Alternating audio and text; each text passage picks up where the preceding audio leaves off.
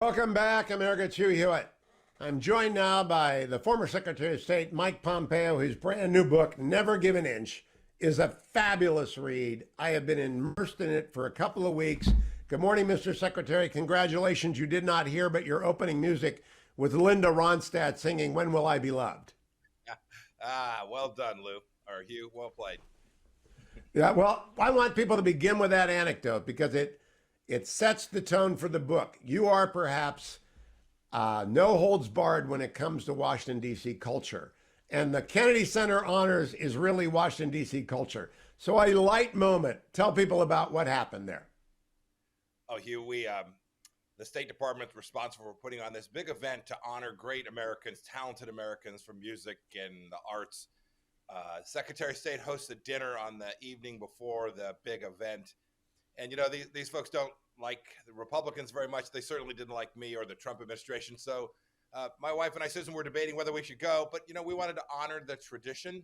Great people, Earth, Wind, and Fire, Linda Ronstadt. There was a great group of folks, very talented. And so we went to this event. It's intended to honor the musicians.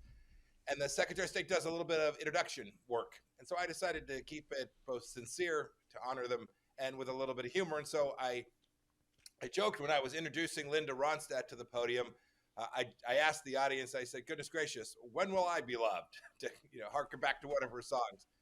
Danged if she doesn't get up and look at me straight in the eye and say, you're not going to be loved till you leave this guy Trump, or something like that. Just the room, by the way, left and right in the room could see this was both inappropriate, nasty, mean, beneath the level of the nice evening we were having.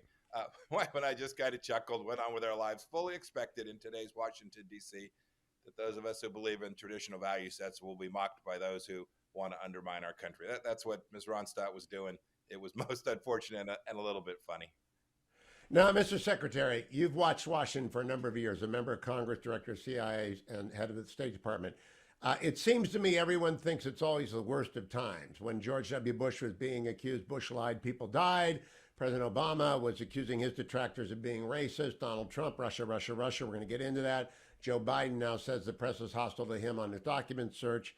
Is it in fact getting worse, or is it always the same? Because you note in Never Give an Inch, a lot of people lost their minds in the Trump years. A lot of and you name them, a lot of serious correspondents just absolutely lost their mind. So is it worse now than when you first got there? And is there any way that it gets back to normal? Hugh, your point's exactly right, Hugh. We always think that our moment is the worst. So I don't want to recap all of history. There were folks beating each other on the House floor in the 19th century. So it has always been tough here in Washington. We have been a rambunctious country since our founding. But I will say that there was something different about what we were doing.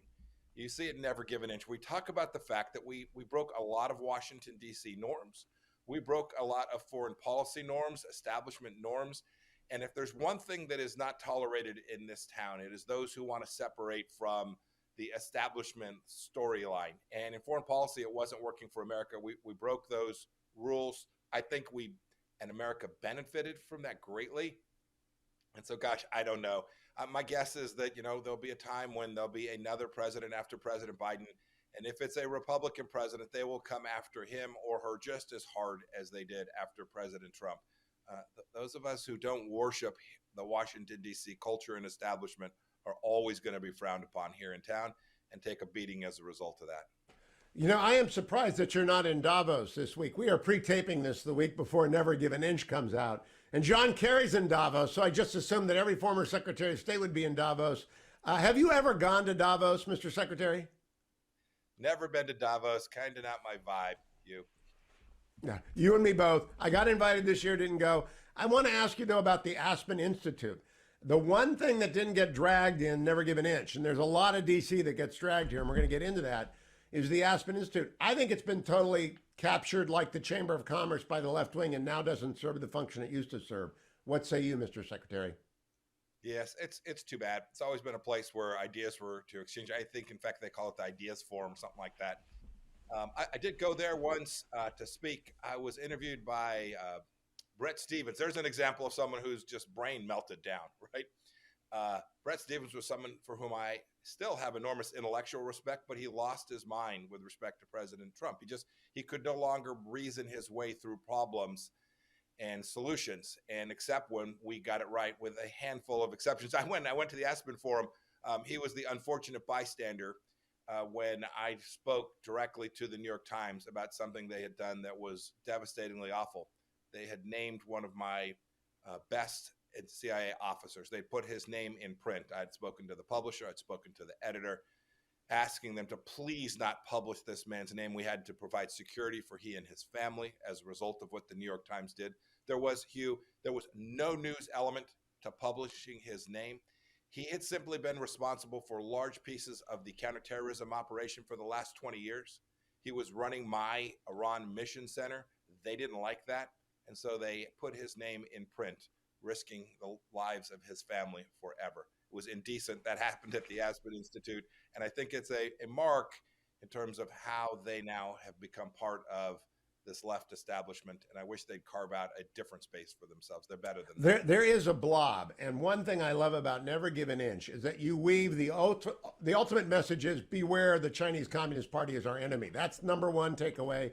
Number two is Iran's right behind them and Putin is a wolf. But behind this all is the blob, the Washington, D.C. blob, and you recount a story of an interview with Andrea Mitchell, and I've known Andrea for a long time, where he said, Mr. Secretary, I'm wondering, and he said, Andrea, you're not wondering. And I love that. And now that it may be the secret to Donald Trump's success with America is they know there's a DC and they know there's a rest of the country. And everyone in DC is either with DC or they're with the rest of the country. Is my diagnosis correct, Mr. Secretary? Yes, I think you're right. They can see now that there's this bigger space. There's 75 million people, even in this last election, who voted against this Washington blob that you referred to. The book talks about this establishment, how it interacted with our administration. I haven't known Andrea Mitchell for a long time, but she was just sitting in the State Department press room that day, and I write about this. She says, Mr. Secretary, I'm wondering, and that kind of sarcastic wondering. She wasn't wondering. She didn't even need to finish her sentence, Hugh. She wasn't wondering. She was trying to bang away to create space between myself and President Trump, and I wasn't going to let that happen, and so I had a little fun that day, too. That was, by the way, as soon as you articulated it, that explained every interaction I've had with legacy media for the 4 years that President Trump was in office. They wanted me to denounce Trump. And because I did not denounce Trump, I was not their favorite person. But you got that in spades every day. Let's go to the most important. I think this will make the most news. There's a lot of news and Never Give an Inch. I think you kept a lot of stuff up your sleeve, but I remind people, Secretary Pompeo, when he was Congressman Pompeo, came on this show the day before he was named director of the CIA, when it was almost done. And I said, do you think Devin Nunes is going to be the director of the CIA? He said, that could happen, that could happen. So you're very good, and you held a lot of stuff in for Never Give an Inch. Did you do that knowingly, or did the writing of it lead you to go deeper and deeper? And second part, how long did this take to get cleared? Goodness. Let me start with the second one. It was cleared by the State Department, the CIA, and this White House. They actually treated me decently. It took a long time, but we finally got it done. So everything in the book has been reviewed. There's no spillage. There's nothing sitting next to my Corvette. It's all good. All right. You bring up number one. Before the document. Go ahead, Secretary. Anyway, we did it the right way. Look, the stories that I wanted to tell here were the history of what we did in the Trump administration and why we did it and the things we got right. And you've seen, Hugh, you've read it, the things we didn't accomplish, the work that still needs to be done to build a more secure America. So I wasn't going to write a book for the first, year of my time after service. I just decided I would do that 3, 5, 10 years from now. And then I watched, frankly, other administration officials write, and the media began to tell the story. And I wanted to recount, at least from my perspective, the things I saw and why it is we delivered what I believe was a more secure America for 4 years. It was a lot of fun to write. I've tried to read every memoir that matters to me, and there are 4 before yours that I thought were good. Mike Pence's So Help Me God.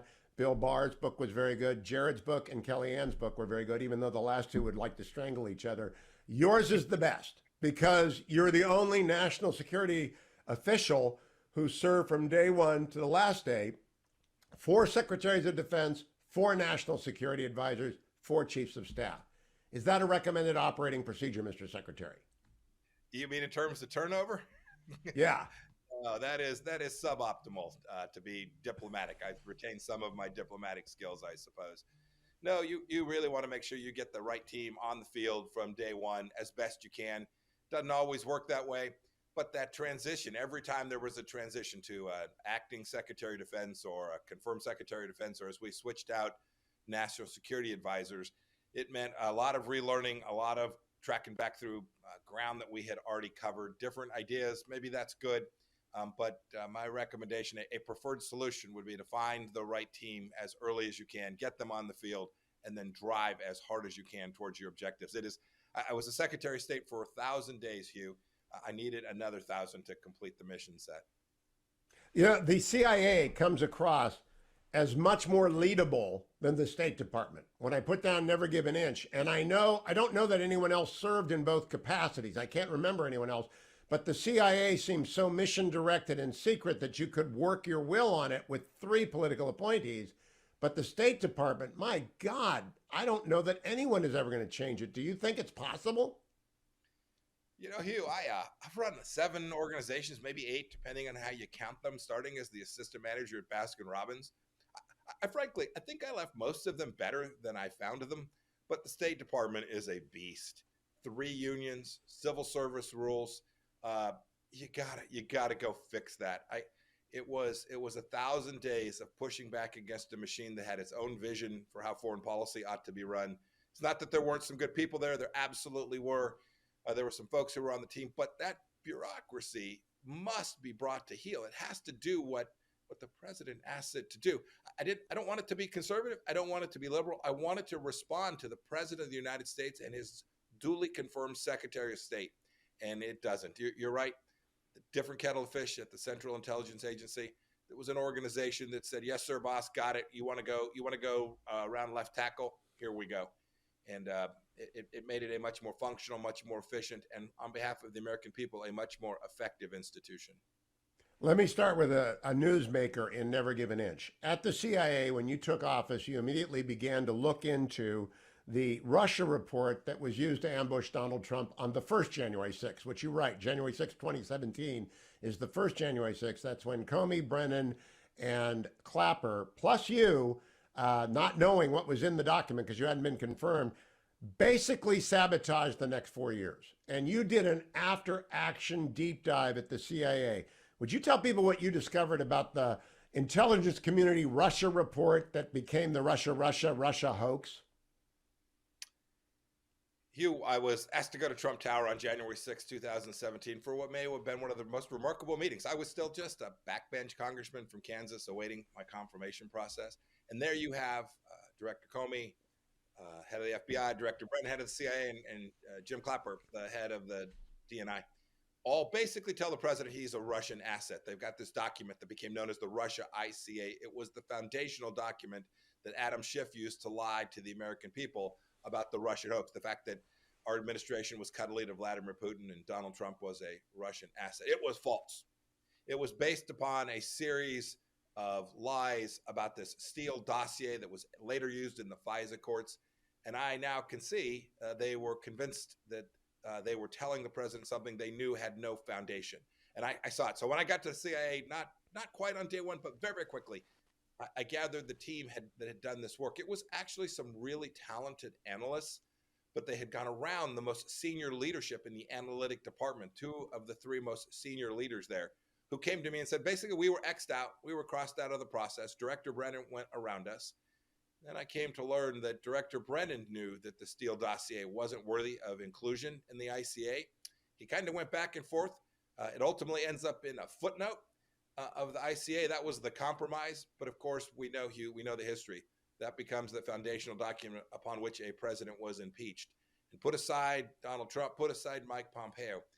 Those 2 years where this Russia hoax was the story of the day on nearly every major network across America reduced our capacity to perform our central functions. It lost focus for the president and me and others who had to deal with it.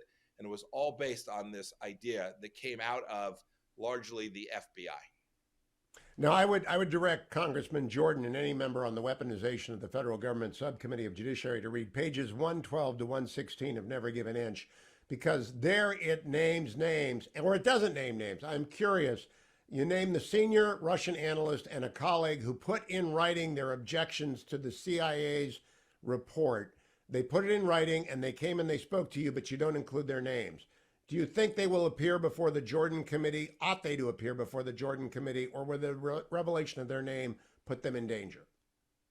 No, I think these folks are now at a stage in their career where they can testify, and they ought to be asked to. And if it needs to happen in a classified setting to protect them, that'll be a judgment that both they and the agency and Congress will have to make. If it has to be in a classified setting, so be it. That story ought to be told directly to Congress. All right. Now, I want to close with John Brennan. I have had my worries about this for a long time. You two are clearly not going to be dinner pals. But the last conversation you record in the book, where he says he won't stand for what you were saying, you said, and you won't stand for the national anthem either, and you hang up. Have you talked to him since then? Now, those may have been my final words to him. By the way, the hoax lasted 4 years, page 118. We're going to leave it there. Russia, Russia, Russia. Mike Pompeo deals with it. Let's get to important stuff. Well timed in one respect. You write in this book, which had to have gone to press 6 months ago, 4 months ago, before Biden's documents showed up in the garage, this book was done. You deplore the double standard that applies to an E5 in the Navy or a GS-12 at the Department of Energy handling classified documents, and that which is now unfolding with President Biden. Would you explain the biggest double standard? It's not between Trump and Biden, though that one's pretty obvious. It's between the most senior people and the lower level people. When I was a young soldier, we carried around something called a CEOI. It had some code signals in it, most of them made up for training. But when we put a lanyard on it, we had it in our pocket. It didn't leave our body. We knew that you're taught from the moment you enter government service that protecting this information matters. And when a young person puts material where it shouldn't be, they're reprimanded at, whether it's an Article 15 review in the military or just a reprimand in their file. And our senior leaders are clearly handling classified information in ways that are even much more dangerous to America, but with almost no accountability. I saw it plainly when I served on the Benghazi Committee, when there were more than 24 senior American officials who had classified information on their phones. They were going back and forth on I think it was BlackBerries, including Secretary Clinton. And the results for them have been nothing more than a few words written. This is a terrible double standard. It certainly rivals, probably exceeds the double standard between how Biden and President Trump will be handled in their debacles. But no one, not President Trump, not President Biden, not an E5 or an E2 or a GS5, none of them should put classified information in a space where it is not authorized. If you do it by mistake, get it back in there. But if you get it wrong too often, let's make sure we treat everyone the same, not by rank. Mr. Secretary, before you were out of high school, I had TSI clearances at DOJ, but I had 3 rules told me on day one. Number 1, if you leave it on your desk, you'll be disciplined. Number 2, if you take it home, you'll be fired. And number 3, if you give it to anyone, you'll be prosecuted. Are those still the rules? That was long ago. That was in the Reagan years. Are those still the rules? They are. Sadly, Hugh, they are applied very unevenly. Look, we all know senior executive branch officials have stuff in SCIFs that are in their house. They're doing a lot of work 24/7 around the clock. But there are rules, detailed rules for how this information is handled. You have staff to make sure that you're able to comply with them. And clearly, we've got senior officials who just haven't taken this sufficiently seriously. And accountability mechanisms simply, frankly, they just don't exist. What do you think President Biden took to his garage, Mr. Secretary? Oh, goodness. I don't know. I'll bet he does, in spite of the fact he tells us that he doesn't. And I'll be the first to admit that there are times that there's things that classified that, so be it. But it's classified. Right? The reason I submitted my book, Never Give an Inch, for review wasn't because I thought the world ended if a particular piece of data got out there. Oftentimes it wouldn't. But there was a decision made, a process made that said, no, we're going to try and secure this information. And for me, as a former soldier, that classified information protects our operatives around the world, our Marines in Okinawa, our soldiers that are stationed throughout the world. This information was classified through a decision-making process and a reason. And so I don't know what President Biden had there. It clearly was classified. We ought to all figure out how to hold senior leaders accountable when they make such egregious mistakes. To have this stuff in a garage that was clearly marked classified. I get it. Sometimes it's hard with an unmarked document to know exactly what level of classification. I'm willing to explore that, but there's just simply no excuse for having marked documents in a space and do it in a way that President Biden clearly appears to have done. Now, this is my transition point to China, Mr. Secretary. Sources and methods matter, and keeping them classified and away from the Chinese matter because the Chinese kill them. Our networks in China got rolled up before you got to the CIA. Do we know why that happened? Do you have a suspicion why that happened? I can't say much about that, but the predicate of your question, the understanding is right.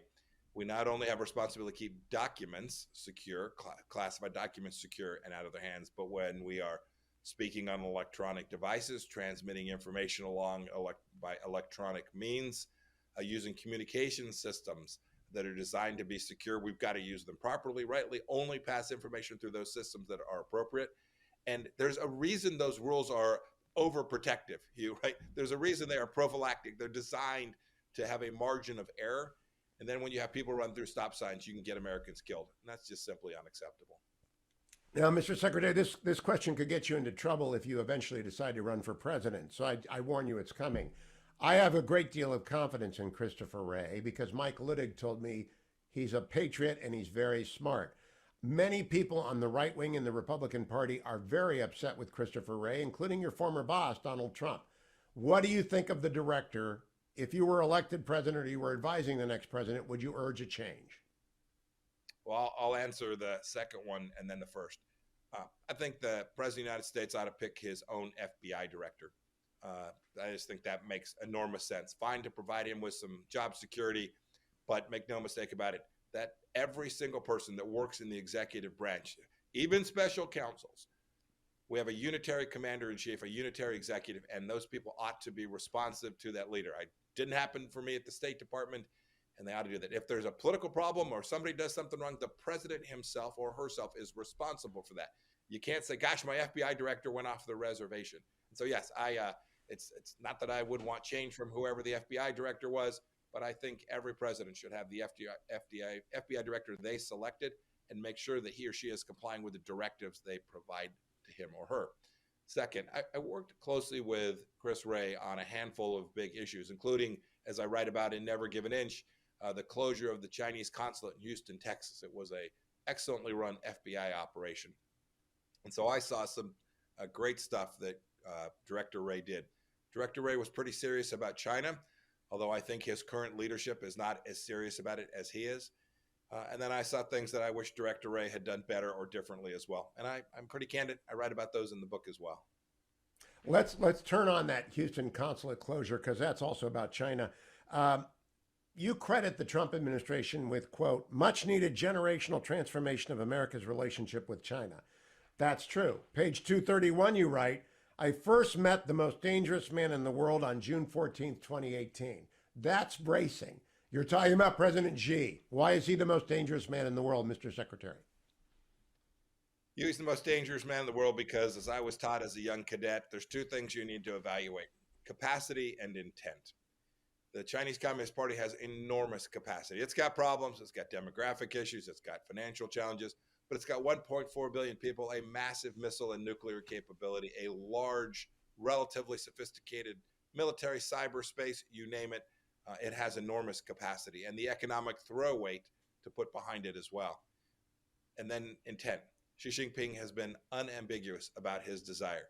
And we often talk about in the context of Taiwan. Yep, he says, I want to reunify China. What he means by that is go capture the sovereign nation, the great democratic people that live on the island of Taiwan. That's his mission, but his mission is so much bigger than that. He wants to undermine the Western way of life, the things we love, the fact that we can go to church and worship the way we want, the fact that we can teach our kids the things we want, we can pick the job we want, we can speak, we have a First Amendment. He wants to take all that down and wants the world to run much more like his giant authoritarian surveillance state. We can't let that happen. He has the capacity and intent to make our children and grandchildren live in a very different world, and we have a responsibility to make sure that he doesn't even get close to that. No, I think you are easily the most disliked man by the Chinese Communist Party, and I don't think there's a close second. I think you're number one. Given that, have you thought about whether or not the Chinese, A, can influence our elections, B, would influence our elections in 2024 if Mike Pompeo got close to the Oval Office? So I've thought about it a little, and I've seen it a little. I don't think there's any doubt that the Chinese Communist Party would prefer someone other than me to be president of the United States. Maybe that's a bit of an understatement. I was sanctioned by them at about noon on January 20th of 2021. But, you know, Hugh, this is it. And by the way, so they will do, still to this day, I'm sure as a result of this interview, they'll write stories in the China Global Times and the like about what an idiot I am and what a mean person I am and how I don't really Warmonger. Yes. And that I want to start World War III. The truth is, I am determined to make sure we don't end up at a military confrontation with the Chinese Communist Party. But you have to acknowledge they have been at war with us for 40 years. And that's what we did. So, yeah, they'll try and have an impact on our election. I'm confident of that. I also credit the American people with being able to see through it. We'll be all right. Well, they'll do TikTok, and I'm certain an information operation will go on against you and any other serious person on China. But I wonder, do you think if anyone ever gets the ability to influence our vote counts, it will be, in my opinion, the Chinese Communist Party. Are they the closest to having that ability, Mr. Secretary? There's a couple contenders for closest, including we should always be mindful there are very capable cyber actors that aren't nation states as well. And I write about that in Never Give an Inch also. But yes, the Chinese have breadth and scale that no one else has. I feel pretty good about the capacity to protect from external actors impacting actual vote counts. But offense is easy to play. Defense is difficult. Pray the Biden administration is continuing the work we did for 4 years to protect those very systems. All right, Mr. Secretary, one of the things you put in here that I did not anticipate seeing, and I don't know that many people will pick up on it on page 179, China is not part of the Intermediate Range Nuclear Forces Agreement. We know that. Russia violates it. China is not a party to it. You write, quote, "We will one day need capabilities of our own installed," meaning intermediate range nuclear missiles, "within reach of the Chinese periphery." That's a big deal. Do you expect pushback on that? Goodness. From who, Hugh? From DC The establishment? blob. The blob. Yes. From the blob, almost certainly. The central thesis that I talk about with the Chinese Communist Party is it's been a one-way ratchet. They do something, we bow down. They move, we turn the other cheek. They're aggressive. We tell them, please don't do that again. And they just keep rolling. So the central thesis is this concept of being reciprocal. Just we should behave the way they do. And they now are capable of using their both intermediate range and long range missiles to strike things that matter an awful lot to the United States of America. And these intermediate range missiles are important for lots of reasons. We don't have time to speak to it. The book talks about it a little bit. But yes, I'm confident that we will find nations that want to host our intermediate range facilities and that we will do so. This will be the way that we gain the deterrence, the very deterrence that Ronald Reagan came to understand in Europe in the last century. We will have to execute to make sure to protect America from the threat of the Chinese Communist Party in this century. You know, one of the great advantages of Never Give an Inch is that you went toe-to-toe with the Chinese for a long time and you're able to write down why the CCP is so dangerous, Mr. Secretary. TikTok, influencing our universities, spies, suborning congressmen and senators. You had to shut down the Houston consulate. Do you think the American people have any idea of the extent and depth of the Chinese attack on America? They're getting there, Hugh. What it takes is leaders at every level that are prepared to talk about that. When I say every level, not just presidents, not just senators and congressmen, county commissioners, governors, state representatives, not just government officials, business people, acknowledging that, yep, we're going to have to change our business model. We're going to be successful, but we're going to not allow China to continue to dominate the United States of America. Landowners who say, no, I'm just not going to take it. It's the high bid. But, you know, I'm adjacent to a military facility near Fort Riley, Kansas. I'm just not going to sell my land to them. And the government can drive that. Imagine the land story is a good one, right? They're buying land near American military facilities. Imagine, Hugh, try and go out tomorrow and purchase some real estate inside of China near a Chinese military facility. Good luck. Yeah. Good luck. If you're in country, you'll be arrested. If you're out of country, you'll be banned. Uh, we've allowed this to go on for too long, and I do think the American people are beginning to see it and demand that their leaders, government and otherwise, respond to it in a way that preserves America for the next 250 years. There's an anecdote in Never Give an Inch. You received an invitation, or you asked for an invitation to speak to the Republican Governors Association, to the National Governors Association, NGA. And they said, what, Secretary of State, what? And you showed up and you told them that each of them had been classified by the Chinese government. That got their attention. Would you tell the audience a little bit about that story, which they've got to read in full to appreciate? But the CCP has a file on every governor, and they are classified. So I had seen hints of this when I was a CIA director, but by the time I became Secretary of State, I was able to see it more clearly. And I was able to get this document declassified. It was written nominally by a Chinese think tank. But what they'd done at the direction of the Chinese Communist Party was to continue to evaluate all 50 governors of the United States of America, and they would rank them friend, foe, or we're working on them. And by the time I got it declassified, I'd also noted that there was a meeting in Washington, D.C., where all the governors would be. And so I called Governor Hogan and then Governor of New York, Cuomo, and asked for 20 minutes. They gave me 20 minutes on a Saturday afternoon. It was a pretty sleepy day. But when I began to lay out for them the fact that the Chinese Communist Party was watching them, observing them, running influence operations against them, and had measured them, had rated them, essentially said, do we have them in our pocket yet or not? Boy, I had their attention. They all turned immediately to their devices or to their chiefs of staff and says, hey, I got to have a copy of that. I got to know where I am. And I wanted them to just be a little taken aback, but mostly I wanted to remind them that this isn't just an attack on our federal government. It is at every level of our government today that the Chinese Communist Party is conducting its assault against our freedoms. It's a fabulous alert in Never Give an Inch. I'm going to move on now, except thank you for calling out, quote, the Holy See's hypocrisy on China. Rome gave many inches on the religious freedom of Catholics. Our American first foreign policy did not. As a Catholic, I'm grateful that you called them on that. Do you think Francis has any idea what his diplomats are doing, or is the Vatican State Department as disconnected from executive branch leadership as ours is? Boy, I think it's pretty disconnected, but I also think it's very consistent with what the Pope has come to understand as being in the Vatican's best interest. But your point's well taken. People should know the Vatican has a massive foreign policy establishment and can be incredibly productive in the world. They have this moral authority that none other has. And so I was pleading with them. I remember when President Reagan worked with Thatcher and Pope John Paul II, right? They changed the nature of history.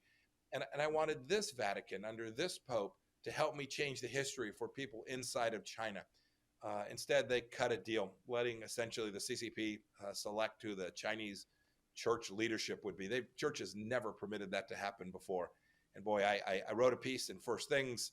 I was told, nope, turns out Pope's got to wash his hair that day, canceled the meeting on me because I'd simply called out the truth. I brook no ill towards them. I simply wanted the Pope to use his moral authority to protect the Chinese people's right to practice their faith inside of their country. I regret that it took a conservative Republican to make this argument. This should be something that every American cares deeply about around the world. And so, yes, no, I've been sanctioned by Iran, banned from Russia. The Chinese Communist Party doesn't like me, and the Vatican wouldn't let me come see the Pope. And the Pope canceled on you. Okay, let's go to the last thing I discovered about China that I want to bring up. We had Taiwan contact guidelines. You got rid of them, but it took forever. It's sort of like the Kajrut, I think I'm saying that right, about the law outside of the law to make sure we don't get to Taiwan. Do you think when you left the Department of State, we had corrected the over protection of Chinese feelings at the expense of Taiwan? We'd made real progress. Now, this is one of the things I'm very proud of. We, for decades, had been so afraid of the Chinese Communist Party and their response, right? You send a diplomat to the island and they demarch you, they scream, and we'd allowed that to put us in the corner and cower. And we had a set of rules that basically said no American can meet with senior Taiwanese officials. It was possible, but it was essentially a ban. It took me till the very end. I can't remember, 18th, 19th, 20th of January, somewhere late in the term, to actually get it fixed, because I let the department run its process. Every time I sent a memo downstairs, it'd come back different. And finally, I just said, I won't tell you exact words I used. But in the end, we got it done. And we put the relationship in a place that respects the independence and autonomy of Taiwan in a way that is wholly appropriate for the United States of America in 2023. Mr. Secretary, you write in the book a couple of occasions when you went full howitzer.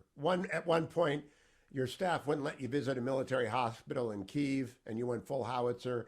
You talk about being tough. You talk about, and your language can be colorful sometimes in the way that soldiers are colorful.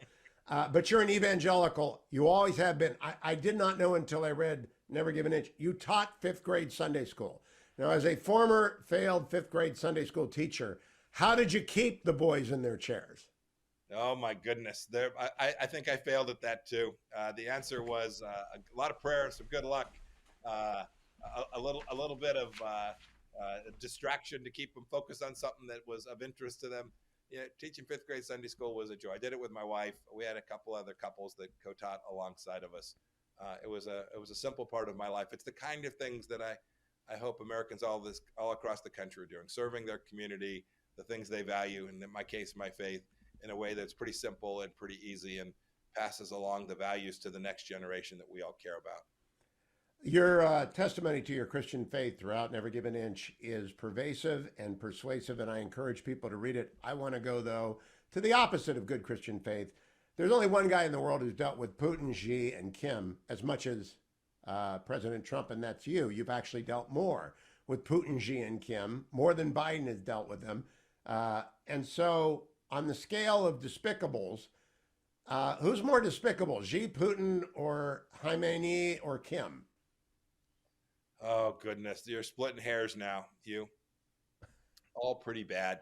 I don't think about them from personality characteristics, other than to try and figure out what might avoid tripping their trigger when we didn't want to, and to trip it when we did.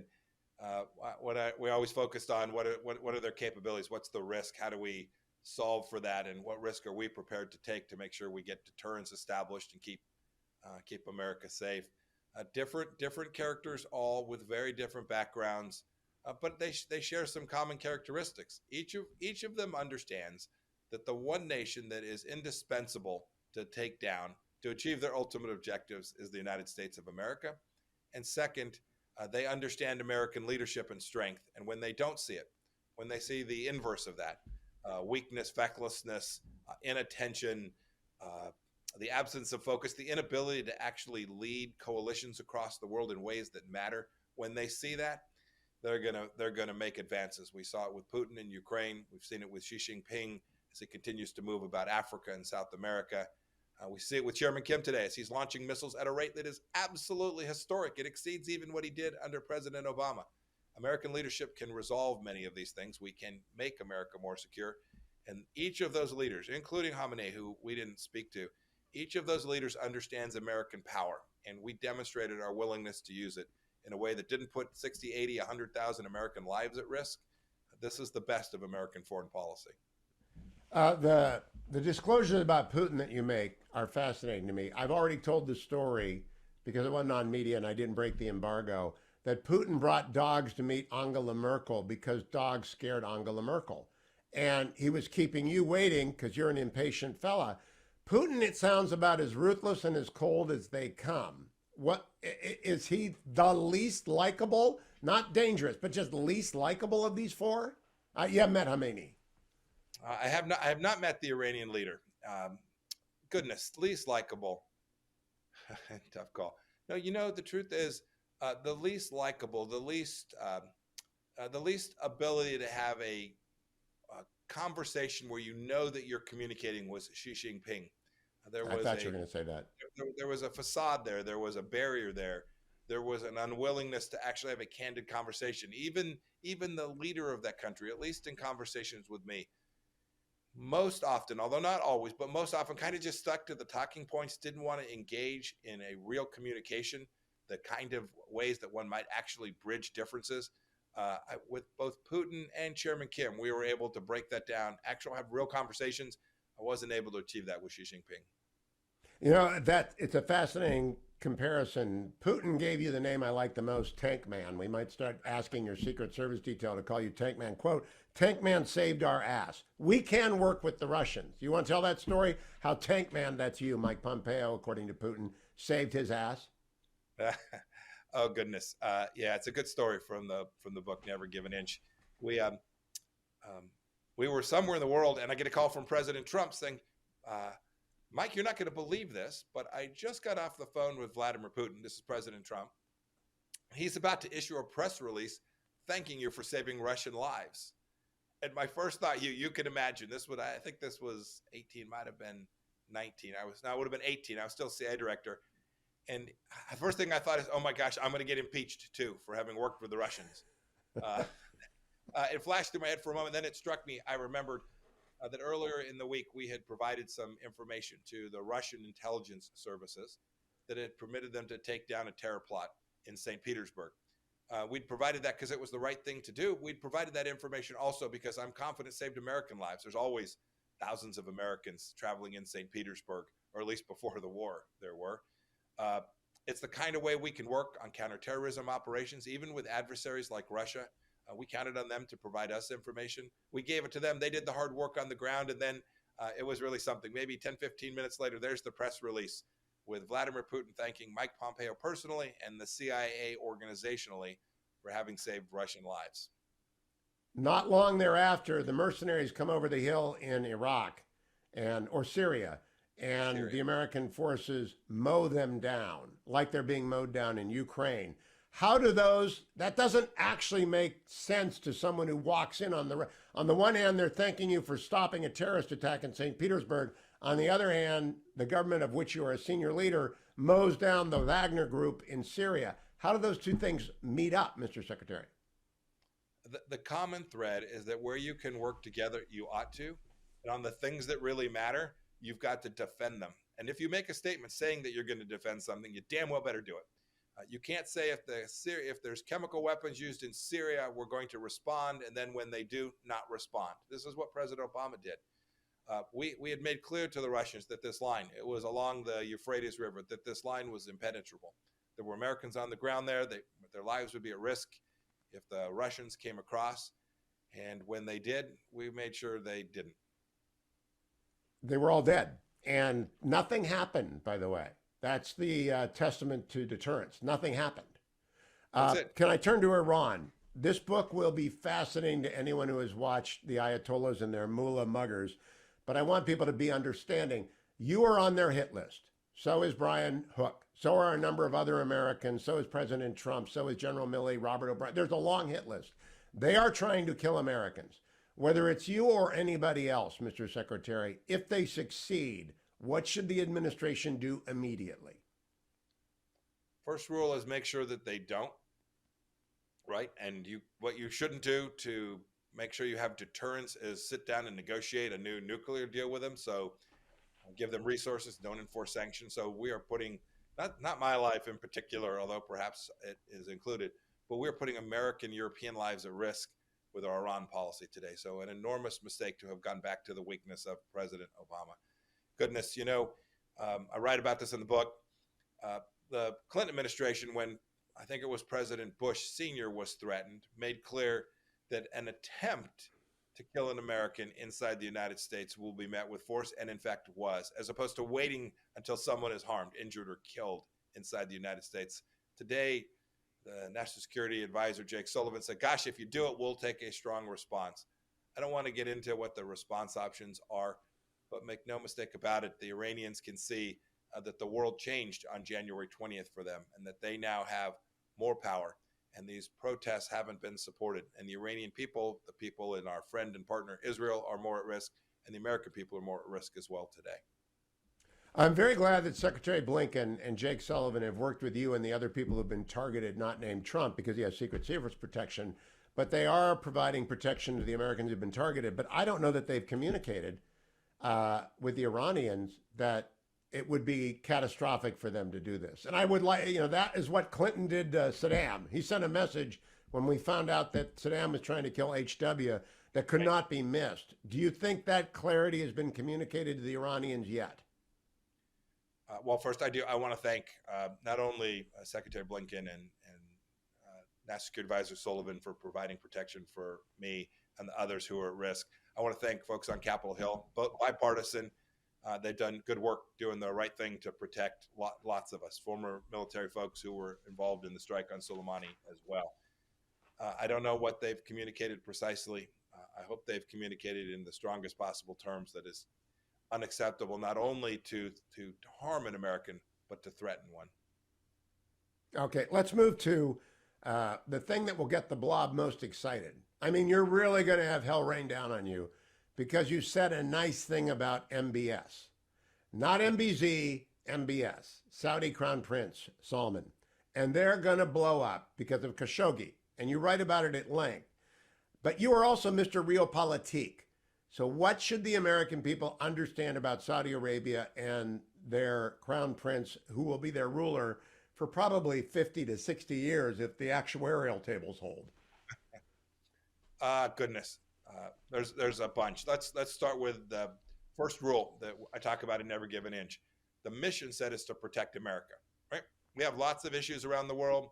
We've talked about making religious freedom in China more capable, where we want good things for the Iranian people. The very first mission is to protect America. We shorthanded it America first. With respect to the Kingdom of Saudi Arabia, they are an incredibly important security partner for the United States. And we need to make sure we never forget that. When it all goes to heck, when there are problems in the Middle East tomorrow or 2 or 5 years from now, the Kingdom of Saudi Arabia will be our partner and the Iranians will be on the other side. You can write it down. And so we should never mistake these two places. And this is what this administration got backwards. They said Mohammed bin Salman would be a pariah and sat down with the Iranian negotiators. That is just insane. So first rule, know who your friends are. Make sure you stay close to them. When Jamal Khashoggi was murdered in Turkey, we knew that this was completely unacceptable. This was indecent and immoral, and folks who did it needed to be held accountable. We did that. I think I sanctioned some 13 people from the kingdom. I then, in very short order, encouraged the president, and he did made clear that we were going to stick with the kingdom, that we were going to be good partners alongside of them. And then I traveled there to meet with the Crown Prince, Mohammed bin Salman, both to speak to him privately about our disappointment, our disgust at what had taken place in Turkey, the killing of Jamal Khashoggi, but also to make clear we were going to continue to stay alongside them to provide security for the American people and for their region. That combination, Hugh, had enormous impact in the world. Not just even in the Middle East. I think it reduced the risk that we're going to have to send 20, 40, 60,000 Americans to fight and die there someday. But the whole world saw that. This is a set of cats that are different in Washington, D.C. They're going to stick with their friends. When there's tough times, they will be alongside of them. They're not going to just walk away because some knucklehead at the Washington Post wants to write nasty things about them. And it made sure our adversaries saw it, our friends saw it. And then I'll close with this. The Kingdom of Saudi Arabia today is far better off as a result of the leadership of Mohammed bin Salman than it would have been with anyone else. He is working to bring that nation towards modernity. And there are going to be days we're going to shake our heads and we're not going to like it and they're not going to move as fast as we'd like. But I'll give you this concrete idea. I'll give the American people this concrete idea.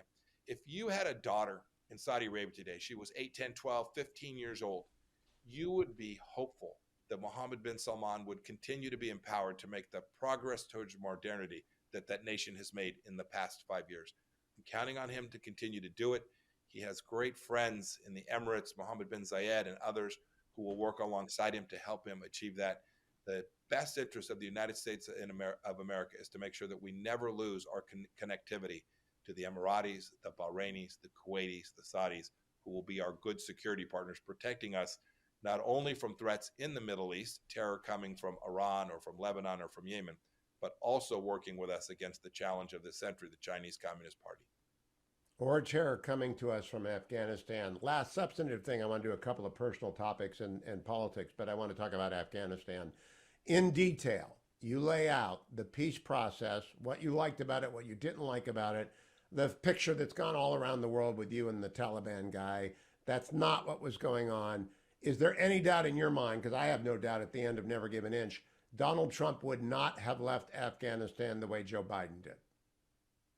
I'm very confident of that, Hugh. And my best evidence, the evidence I'd put forth to the American people is we didn't. For 4 years, President Trump wanted out of Afghanistan. He campaigned on it. And so we worked tirelessly to create the conditions where we could do that, where we could achieve that objective.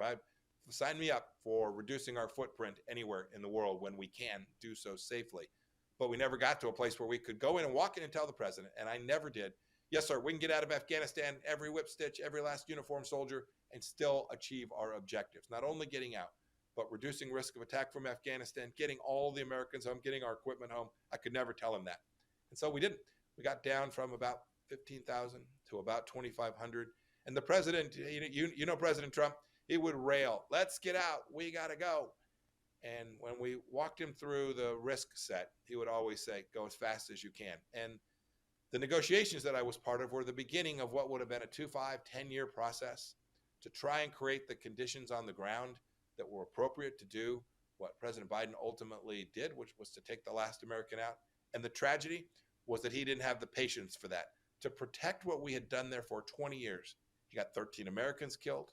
He left Americans there, which has never been done before. And I am convinced that President Trump would have never put America in a place where that kind of debacle would have happened. And the whole world can see the difference between what we did and what Secretary Blinken and his team did. You know, the most important lesson in Never Give an Inch, it's realpolitik, first of all. It's about how to approach the world, but the other is how to staff an administration. And you have to make sure that people are going to be loyal to your vision, not to you personally. But the people who will hate this book the most are named John Bolton and Nikki Haley. And the people who will say, that was fair, are Jim Mattis and John Kelly. But it all comes back to, should anyone join an administration where they're not committed to doing the president's will? Because that's what an executive, you mentioned the unitary executive earlier. When did it develop the idea that you didn't do what the boss said to do?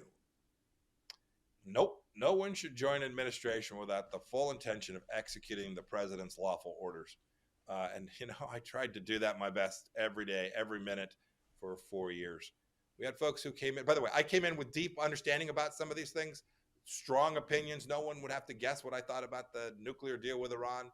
No one would have to guess about what I thought about a strong American defense before I came into the executive branch. But when I signed up, I took an oath to defend America, and that meant to work for the duly elected president of the United States, who got 270 electoral votes. And he reminded me of that from time to time, Hugh. He'd ask me how many I got. A few times, yeah. And fair enough.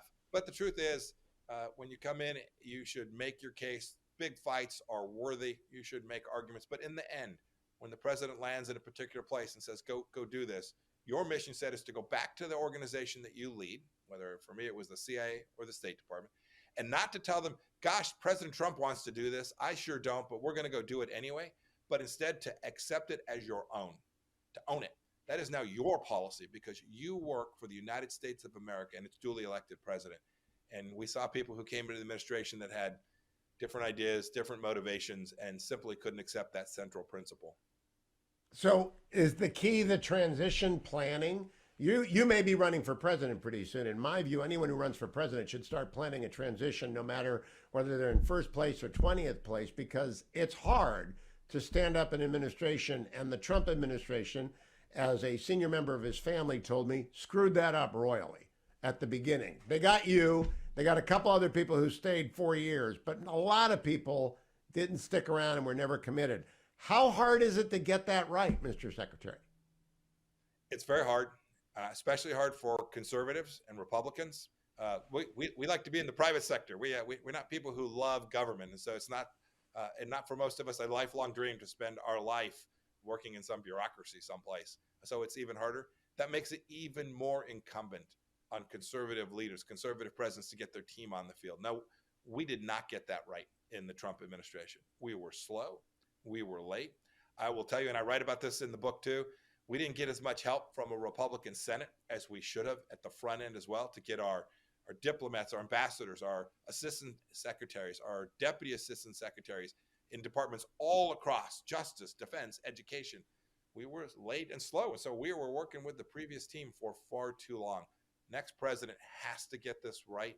that there should be conservative organizations, and there are, beginning to help shape what that will look like, because the people matter, Hugh. You know this so well. That you have to have your people working in those places to actually execute the policies that are set forth. You're very careful to point out the Mary Kissels and the David Stilwells and the Morgan Ortegas and the Katie Martins, the people who helped you get it right when you got it right. When we look, and this is a global, it's not in Never Give an Inch. There are very important discussions of Susan Rice and President Obama and why they failed. There's a very important distinction between Ben Rhodes and the kind of people that you brought with you. Ben Rhodes being a nice creative writing guy who should never have been the Deputy National Security Advisor opposed to the general you talk about. But what is their worldview, Mr. Secretary? Have you thought about it? I'm not being pejorative here. They don't think like I think. Ben Rhodes is the Menelik of MSNBC. It doesn't make a lick of sense to me. What drives them? Goodness. Different things for different individuals, but there are some common themes, I think. They share a view, really a view of our country that is just fundamentally different than the one you and I hold. They think we're wrong a lot. They think we're the problem a lot. President Obama goes on what is essentially an apology tour. And they did that externally in Cairo, where he spoke about all the wrongs America had foisted upon the world. I just see it so different. They do it domestically. They talk about an oppressor class and a founding that is racist. I think those views cause them to have a set of policies around the world that are fundamentally at odds with how you actually protect America. They're unprepared to use real American power. Think about what those tools are, Hugh. Real American power is certainly a strong military. Sign me up. But real American power is the capacity to use international organizations if and only if they're serving American purpose. Real American power is using American energy to deliver good outcomes for our friends across the world. Real American power is this unbelievable economy that delivers AI and semiconductors and blockchain technology in ways that no other nation can. When you tamp those things down, when you talk about profit-making companies as evil, or you talk about the United States as a force for bad in the world, you end up with a really different set of policies. And I think those are the ideas that animate the Ben Rhodes and the President Obamas of the world. All right, Mr. Secretary, you've been very generous. My last question is about the most important Pompeo, Susan Pompeo. I know Susan, and so the book does her justice. She's a marvelous, wonderful human being, and she's been at your side throughout and traveled with you throughout. And of course, the blob attacked her. I am curious whether Susan would prefer to reset and go back to being a congresswoman and spouse from Kansas, or if it was worth it. Because they're brutal to her, they were mean to her, they still are. It was all a lie. You lay it out. What'd she think about this? And congratulations, by the way, on giving props where they were due to your wife. Well, thank you. She is an amazing woman, a great Christian woman, full of grace. She actually is better at me. I use those nasty adult words from time to time. She is so much better at that than me. No, she is a patriot too, Hugh, just like your bride is, cares deeply about this country. She wouldn't trade a single second. It was hard. I shouldn't go after family. So I was more troubled by that than anything else. They could come after me, and it wasn't such a big deal. When they came after her or my son, that was fundamentally different. But she wouldn't trade it either. She's proud of the things we accomplished. She was so happy that we managed to make it through the 4 years in a way that we think did good service to the United States of America. I don't think she'd give it up. In spite of all the heartache, I think she'd still say it was noble and worthy and important. Terrific. The book, Never Give an Inch, in bookstores everywhere, available at Amazon, on the New York Times bestseller list. If it's not there, they're playing games, because everyone's going to want to read this. Thank you, Mr. Secretary. Congratulations on the book. Thank you, sir.